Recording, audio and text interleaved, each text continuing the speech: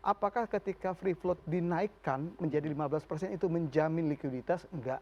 Oke. Karena kalau kita lihat mayoritas sekarang emiten kita adalah free float-nya udah di atas 15, bahkan di atas 20-30%. Oke. Tapi kita lihat ternyata masih banyak kita jumpai memang emiten-emiten yang punya free float cukup besar, ternyata likuiditasnya juga bisa dibilang buruk sekali. Artinya bahwa sebenarnya itu bukan menjawab concern bicara masalah likuiditas. Jadi mungkin ini yang mungkin perlu dieksplor lagi, bahwa kalau memang concernnya adalah menjawab likuiditas, mungkin tadi perlu banyak telaah lagi kepada kondisi market kita saat ini. Karena memang salah satu yang menjadi catatan penting adalah keterbukaan informasi. Ini menjadi PR besar bagi emiten-emiten kita. Dari 900 emiten yang existing sekarang, ternyata nggak semua emiten-emiten itu cukup terbuka terhadap informasinya kepada publik.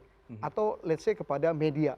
Karena kalau kita jumpai setiap informasi yang ada kita di media, rata-rata emiten-emiten itu saja. Artinya apa? Bahwa memang keengganan emiten-emiten kita untuk terbuka itu masih cukup banyak. Sebenarnya ini menjadi PR besarnya. Karena kita tahu bahwa bicara masalah pasar modal, pengenalan itu menjadi hal yang mendasar ketika investor ingin membeli sebuah saham.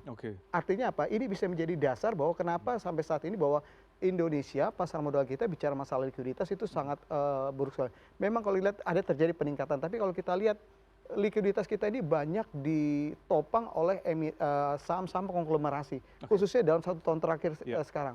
Kalau likuiditas transaksi harian kita, porsi saham-saham konglomerasi yang 10 saham emiten itu bisa berkontribusi 25%, seperempatnya dari transaksi kita. Artinya apa? Saham-saham yang lain sebenarnya betul-betul menjadi saham tidur.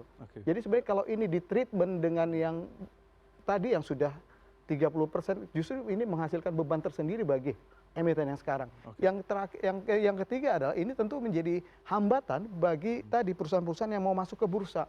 Takut duluan. Yes, ini artinya kita tahu bahwa kemarin ketika porsi 7,5% dirasa menjadi sebuah fleksibilitas yang cukup bagus bagi perusahaan-perusahaan yang untuk masuk ke bursa. Tapi dengan ada kondisi yang seperti ini, tentu ini bisa menjadi sebuah hambatan yang akan menghambat tadi proses masuknya perusahaan-perusahaan ke bursa. Mungkin ini perlu kajian lagi oleh pihak regulator kita terkait tadi dengan rencana kenaikan free float 15%.